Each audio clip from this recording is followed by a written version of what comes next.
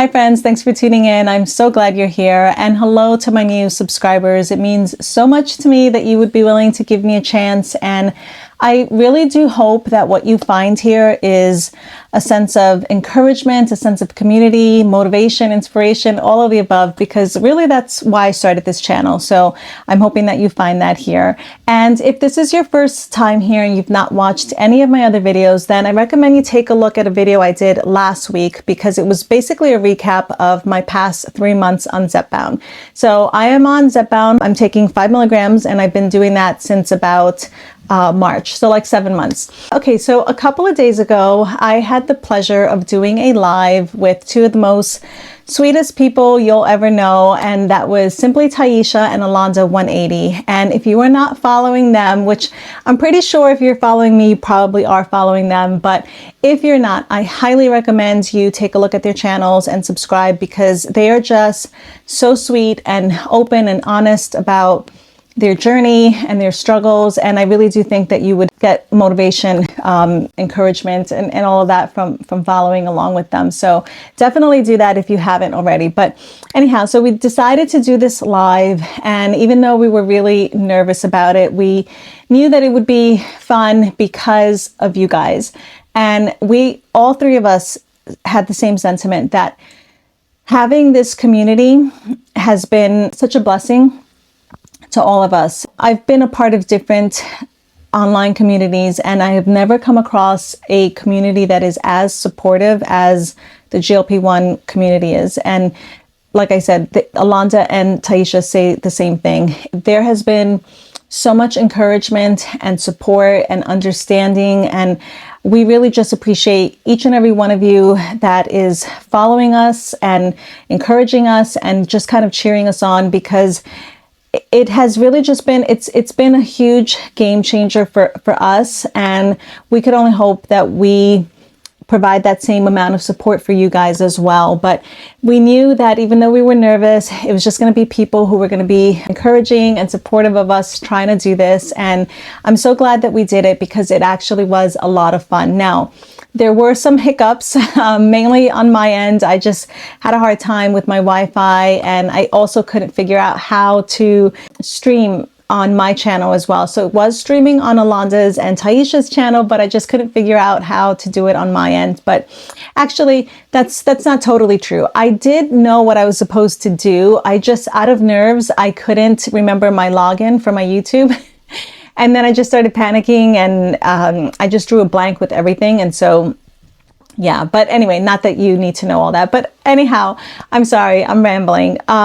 We decided that because we were so busy trying to multitask, and there was also like a delay that was kind of causing us to, like, we were kind of getting thrown off, and we didn't want to like talk over each other, all these things. And so we decided that we should probably address some of the comments that we got that we didn't see come in. And so we didn't address them, or maybe we did address them, but maybe not as well as we would have liked to, because we were under pressure. So we thought it would be a good idea to do that. So that's what this video is going to be about. And Alonda and Taisha will do a similar video as well. But I also just want to, before we get into the questions, I did just want to shout out Elaine, because she was an absolute lifesaver. She was like basically like the unofficial moderator of the live, and she just kind of went into that role quite naturally. And she was texting Alonda some of the questions that we were missing. So that was a huge help, because there was such a confusion with the comments. Some of them were coming in under the software that we were using to do the live, and then some were coming under Taisha's channel and then on Alonda's channel, and it was just kind of getting a little bit confusing. But she was such a blessing, and she helped us in that way. And actually, she also has a channel. She's documenting her journey as well. She has a series that she's starting. I'm not sure when actually, but I know she's starting it soon, and it's called, well, actually, I'm not sure what it's called, but it has something to do with like the audacity. I have a hard time with that word. Sorry. So definitely check her out if you're not following her already, because she's also just one of the sweetest, and she's just so loving and genuine, and I think you'll like her as well. So I'll link her channel in the description. But okay, so we'll just get right into these questions. So this actually was a question that we did see, that we did answer, but I just wanted to kind of bring it up again because it's something that I'm pretty sure every one of us has struggled on any weight loss journey, and that is with weight fluctuations. So you guys know I've struggled a lot with that, and I've had months where I haven't lost anything, and then I've had months where I'm losing and gaining the same, like 1 or 2 pounds, and it can get really frustrating, and it can definitely start messing with your head and making you feel like it's not working and just causing you to doubt the whole process. So I think we actually gave her really good advice. I hope she felt that way. I hope that she was encouraged by what we were sharing. But again, I just wanted to mention it because maybe you didn't catch the live and maybe this is something that you need to hear. So Alonda immediately knew that she had to mention the whole thing with the sodium. And of course, if you follow her, you know that she has dealt with water retention from drinking electrolytes. And so immediately that was her recommendation, to kind of watch your sodium intake. And I thought that was excellent advice because we tend to overlook that. Taisha had mentioned that, I'm sorry, speaking of Taisha's, I'm about to say her answer, but one second. She mentioned hydration, which is so important because I don't remember the whole science of it, but basically your body needs water in order to release the fat cells. Okay, so I'm not a doctor and I'm probably not explaining that 100% accurate. Well, I know I'm not, but your body just needs water. So she did mention that that could be a cause of holding on to this extra weight. And I totally agree with that because I had some water retention, and when I started drinking a lot of water for my 75 soft challenge that I had started, that really did help kind of get things moving. It kind of just flushes out the system a little bit. Sorry. Taisha will be happy I'm drinking my water. But, and then what did I mention? I wrote it down here. Oh, okay. I said stress and lack of sleep. So obviously, if you are stressed, as women, we tend to be stressed. You're going to be dealing with elevated cortisol levels. And if you are not familiar with what that does to the body, I suggest you just go on Google and do a little bit of research on that, because elevated cortisol levels can cause a host of problems. And one of the things that it impacts is your metabolism, is your body's ability to burn fat. So stress level is super, super important, and also not sleeping enough. That's really when your body heals and kind of recharges. And I know that it's hard for us as women. We're just busy and doing a lot of things. And so I know that we sacrifice sleep, and I'm speaking to myself. I'm trying to do better with that, but as a mom of 10 kids over the years, I've lost a lot of sleep. And so for sure that also causes elevated cortisol levels and inflammation, and it just makes it harder to lose that weight. And I had also mentioned maybe moving a little bit more. Our bodies get used to a certain amount of calories and a certain amount of movement. And so sometimes just increasing that movement by just a little bit, doesn't have to be like, a drastic exercise session, but just a little bit is enough to kind of get things going again. So maybe increase your steps by 1,000 steps a day or something like that. And another thing to consider too is just maybe exercising too much. I don't know if she was exercising to that point, but if you're exercising, particularly like doing a lot of cardio, that can also cause inflammation that might result in the scale kind of fluctuating a lot. So just something to consider. And let's see, what else? Oh, I thought this was funny. I don't remember who it was, but someone had asked why I was in my car, because of course I had to do my live in my car because that was the only quiet place that I could go to. And it was so funny because we started out, I think the live was at 4. So obviously it's getting darker now. And as the live was going on, I was just like losing more and more light. And like by the end, You could barely see me, but it was funny. But again, you know, I'm working on things and it'll hopefully get better. Norma asked if we meal prep. So I'm going to answer these questions, you know, just coming from me, and you can watch the live and see what Alonda's and Taisha's answers were. But so if you've been following, you do know that I try to meal prep. I don't always do it. It's not something that I do every single week, but I will say that every time I meal prep, I'm so glad I did, because I just find that it helps me really stay on track. It's so convenient having food in the fridge that I know is healthy and that I know has protein, and I can just take out of the fridge, microwave for a few minutes, and I don't have to think about what I'm going to eat. So I really, really appreciate it. It's also good too, like if you're busy, sometimes you just don't have time to make food.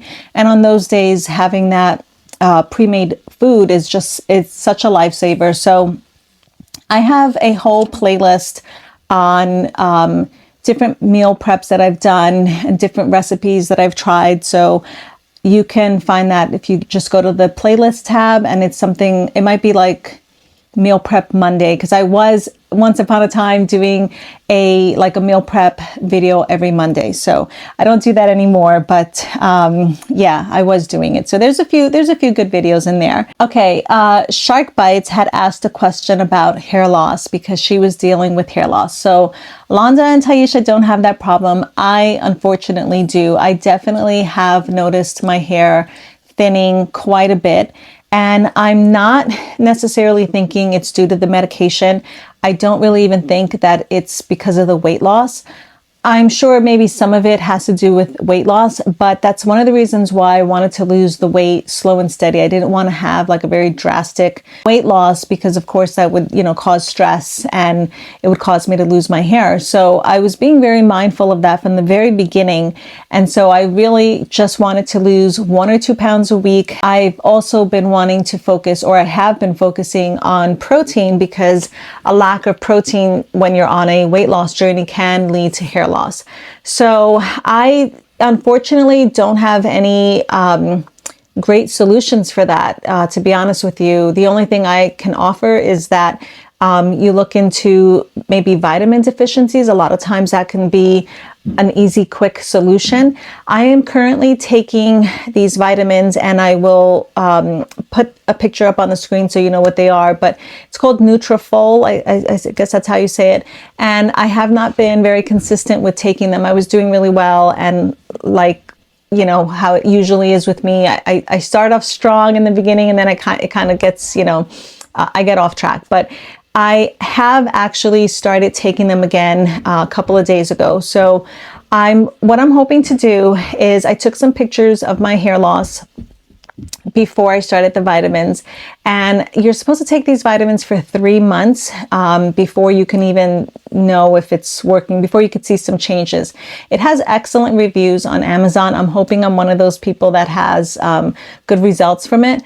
But what I'm going to do is, I am going to take them religiously for these next 3 months, because I want to do an update and just post my review of the product. And I'm not affiliated with them or anything like that, but just because if you're dealing with it just might be useful information. So I will definitely be doing that. Elaine had also asked if any of our friendships or like family relationships have changed since starting the medication. And she mentioned that because she lost a friend from losing a significant amount of weight, which is very sad and unfortunate. Thankfully, I have not had anything like that. My family knows that I'm on this medication. They've been very supportive of it.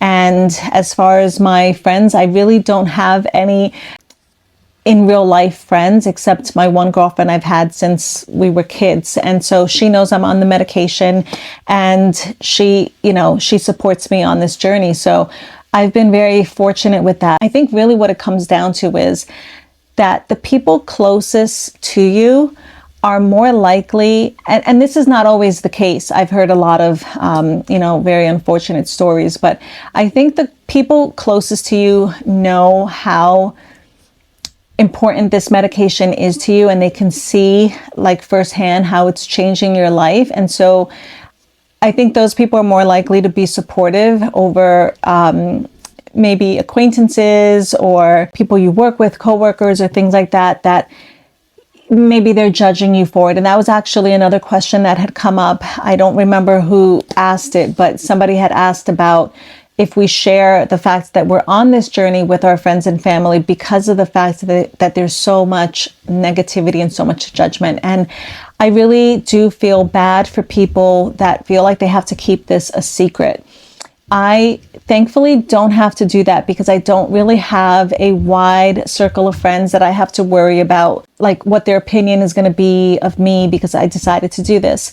I don't work outside of the home, so it's easier for me to do that, but I absolutely can understand the apprehension from somebody that doesn't have that luxury. You know, if you're somebody that knows a lot of people and you have nosy coworkers, that it would kind of make you want to keep it a secret because you just don't want to have to deal with everybody's opinion, and everybody has an opinion, right? So I absolutely can understand you wanting to keep it a secret, and I could only hope that you have at least one family member or friends that you can share this with.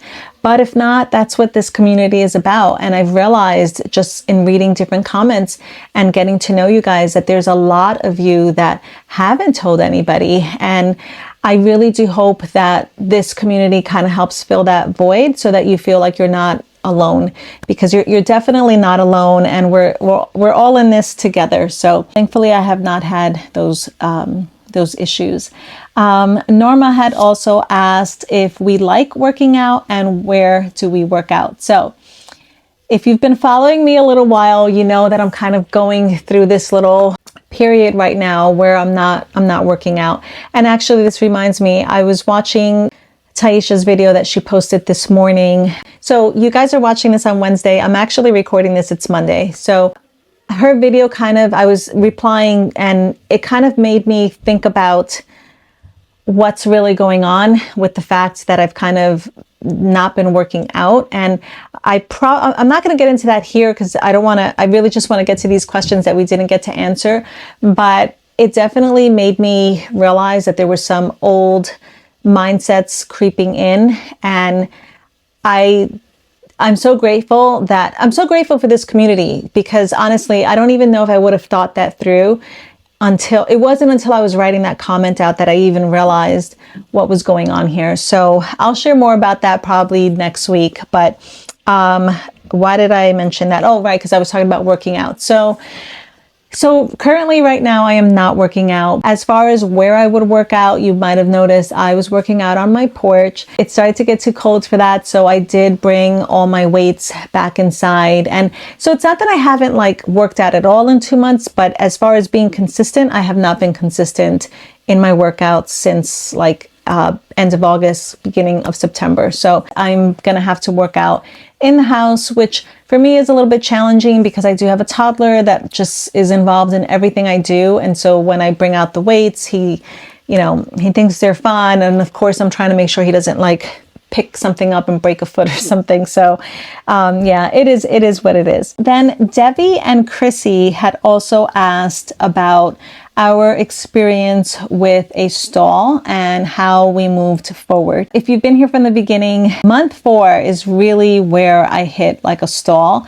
And I started the month, I want to say I was 187 month 4, and I ended the month at that same weight. I didn't move that entire month. I kept losing and gaining the same 1 or 2 pounds. And actually, I think I had 2 weeks where it didn't move at all. And then the last 2 weeks I gained and lost. I forget. But yeah, it was definitely discouraging because I was doing everything right at the time. I was exercising and I was making sure I was, eating the right foods, and I was making sure I was getting my protein in.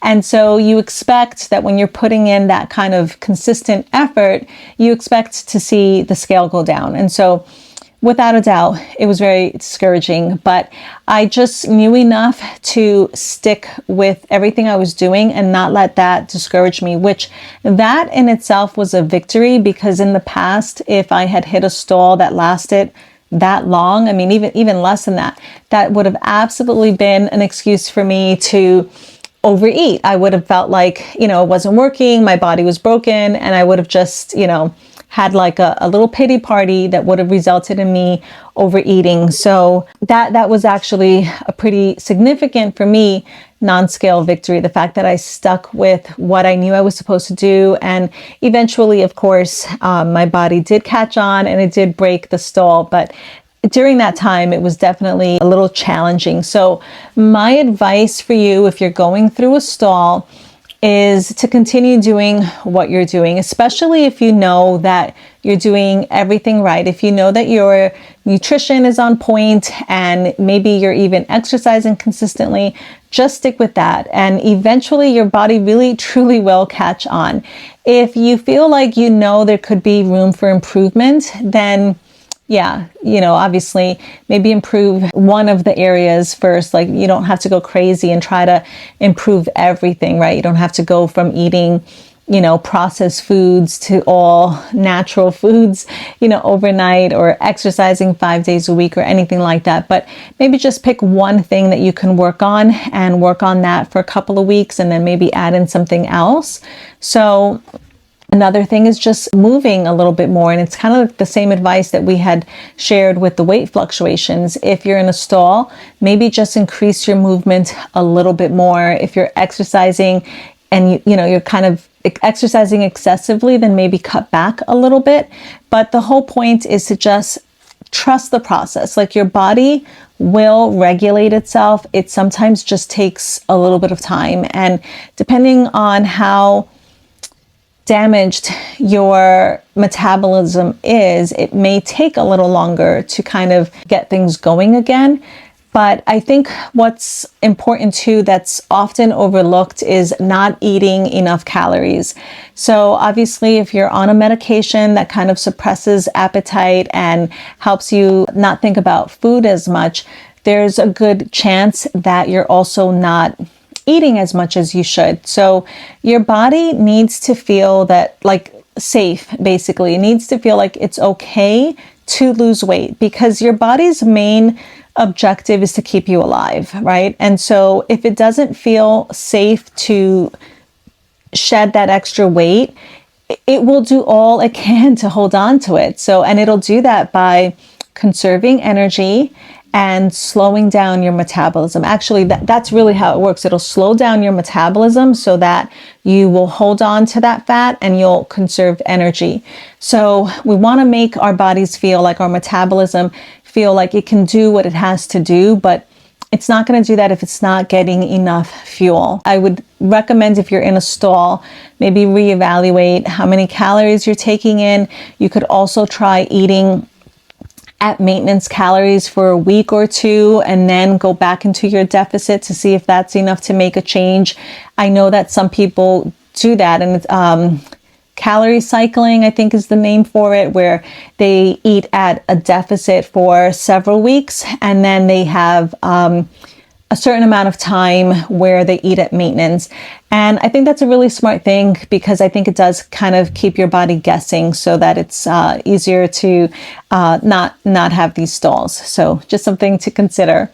And then we did get a question from, I don't know who it was, but I thought I wrote it down. I wrote down the question, but I didn't write down who it was from. And we understood the question as the person asking what was the most we lost in a month.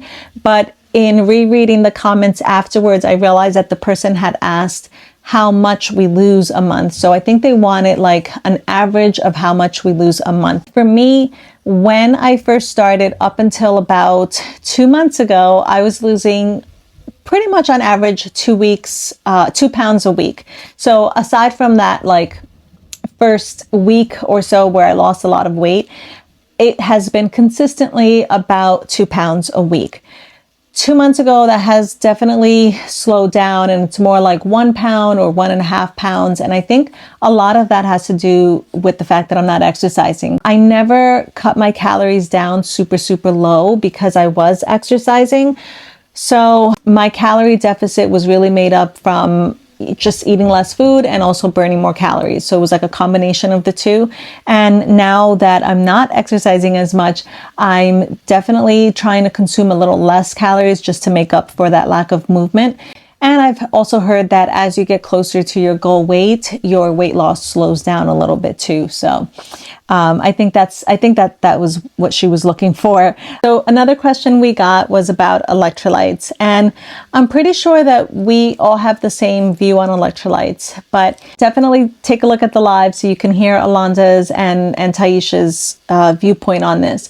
For me personally, I don't think that you have to drink them unless there's a reason for them. So I really enjoy avocado. Avocado has a lot of the same minerals that are in electrolytes. So I prefer to just consume that in the foods that I eat.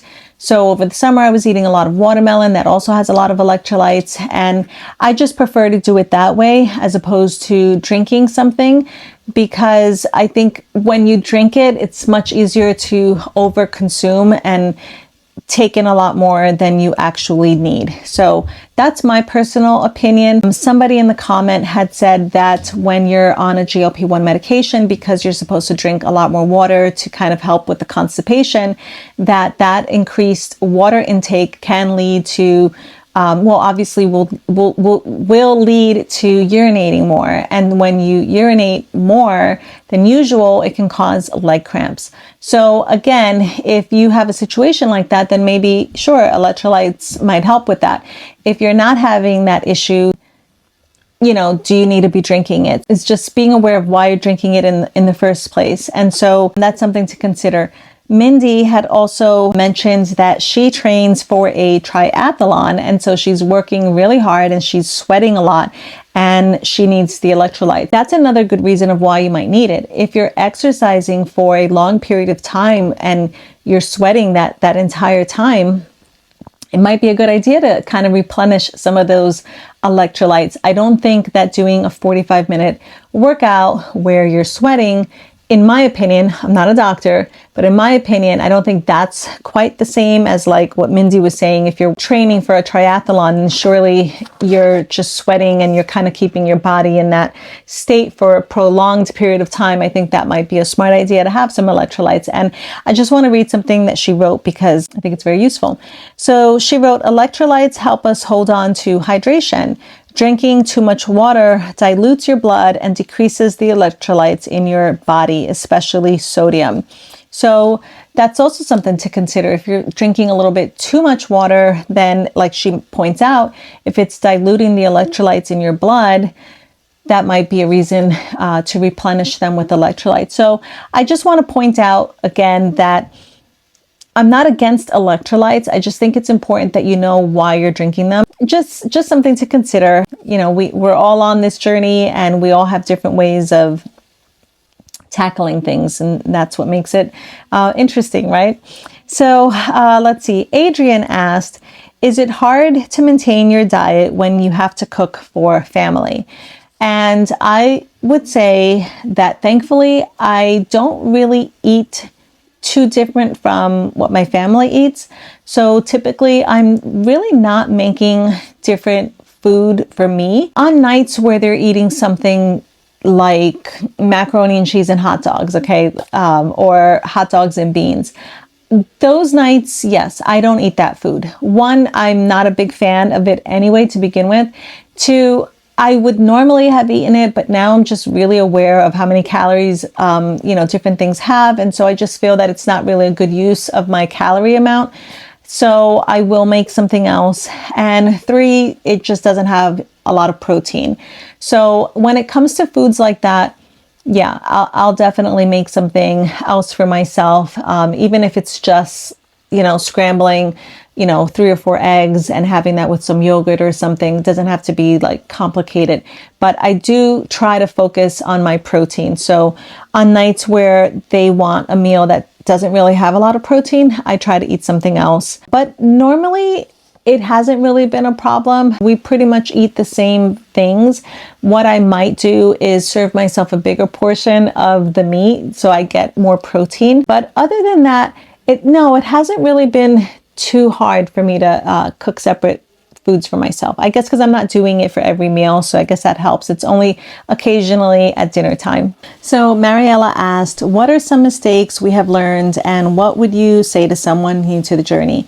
So I have to be honest, I really don't feel like I've had a lot of mistakes on this journey. I feel like I've had a very balanced approach, and thankfully I found Dr. Tina here on YouTube on day one. And so as far as like what I would recommend to somebody, it would be to listen to her series that she's done. It's called Ozempic Done Right. So obviously it can apply to any GLP-1 medication. So I think finding her and just taking in her knowledge and the things that she had to share about strength training and losing muscle or not losing muscle, like the importance of that, and as well as eating protein, has really, like from the beginning, been a blessing to me. So I knew off the bat that that had to be a priority for me, that I couldn't allow myself to get to the point on this medication where I completely lost my appetite and then just wasn't eating, because although that does great things for lowering the number on the scale, it can also wreak havoc on your metabolism. So I think my biggest advice to someone starting off would be to take this medication very slow. I think there's a big risk or even a temptation to titrate up because it works so well, but at the same time, it can really just wreck your metabolism if you're just not eating enough. And I talked about this before, right? So your body needs to feel safe in order for it to lose weight, and it's not going to do that if it thinks it's starving. So I would say, you know, slow and steady wins the race. And I think if you just take it slow and just trust the process, even when things are not moving, even when you don't think it's working, just stay the course. And I think if you do that, you'll be successful. So that would be my advice to someone starting out. So I think that's all the questions that came in for the live, but I actually did want to talk about a comment that someone had left on my last video in reference to the fact that I made a comment basically saying that my goal is to get off this medication. And so this is what she wrote in response to that. Talk about why you want to get off. You needed it. Why wouldn't you continue to need it? I did reply to her directly. Hopefully she saw that. But I was basically struggling with the fact that a part of me wants to get off this medication, but at the same time, I feel like I might not be able to. I just don't know. I don't know how I'll manage the food noise completely on my own, like without the assistance of the medication. And so I guess she was just basically wondering, it's a valid question, if I needed this medication to lose weight, why wouldn't I need it, you know, when I get to my goal weight to maintain the weight? So obviously that's a great question. And I was actually talking with someone else about this same thing. And she pointed out that it basically comes down to the fact that we're either going to discover that we have a GLP-1 deficiency or we don't. So obviously there is no blood work, at least not yet, that, you know, a doctor could run to determine if we truly are GLP-1 deficient. So I think this is going to be one of those things that we all have to figure out when we get there. I think it's really a matter of, you know, we're all different. So I think some people definitely have, they're just more deficient in this hormone. And I think that might be the people that you see going up in dose. I think for them, their deficiency is a lot worse than some of these other people that you hear about that have been on 2.5 and have been losing consistently, you know, very, very effectively on that dose. So it's really a very, very, very individual thing. And I guess I personally won't know until I get to my goal weight and I try to titrate back down. I'm not opposed to staying on this medication. I said that on the video before, but I think maybe it just comes down to like a control thing. I would prefer not to have to depend on the medication, but if I truly am deficient in it, then no amount of habit, I guess, is going to help with that, because at the end of the day, it's a hormone just like anything else. And if you're deficient in any hormone, right? I mean, that's why we have hormone replacement therapy. And that's why, you know, we have prescription strength vitamin D, right? Which is what I take because I'm deficient in vitamin D, chronically deficient in vitamin D. So, you know, I feel like this is the same kind of thing. So it's not anything against the medication necessarily, but I think it's just I would prefer to have the control, not to depend on it. I'll have to see. I'll have to see how I do on it. I'm hoping that I can heal my metabolism enough that I can wean myself off this medication, but at the same time, I also have to heal my relationship with food. So I've talked about this before. There's certain foods that I really just can't have because when I have them, it opens up Pandora's box for me and it makes me want to have more and more of it. And so for me, I have to avoid those foods. I have to get to a point where I can have those foods and be okay, where I can eat that and that's not going to trigger a week-long binge session or you know what I mean? So if I haven't gotten myself to that point, then clearly I have not healed my relationship with food. And that's definitely an indicator that I would probably need to be on this medication long term or for life. I don't know. You know, it's definitely something interesting, and I think we're all going to have to tackle that. I know that some people are already going into this medication knowing that they're going to be on it for life, but I guess for those that are kind of on the fence about it, I think it's something interesting. I think it's a very, very, very individual thing, and it'll just depend, you know, how we do on it. So I just wanted to bring that up because I do think it was an important thing to discuss, because you don't hear too much talk about people wanting to get off this medication, but there are a few of us that hope to do that. So only time will tell. But anyway, guys, it is getting late and I still have to run to Walmart and do some things. So I'm going to end this video now. Hopefully it's not too long, and I will see you guys next week. Bye.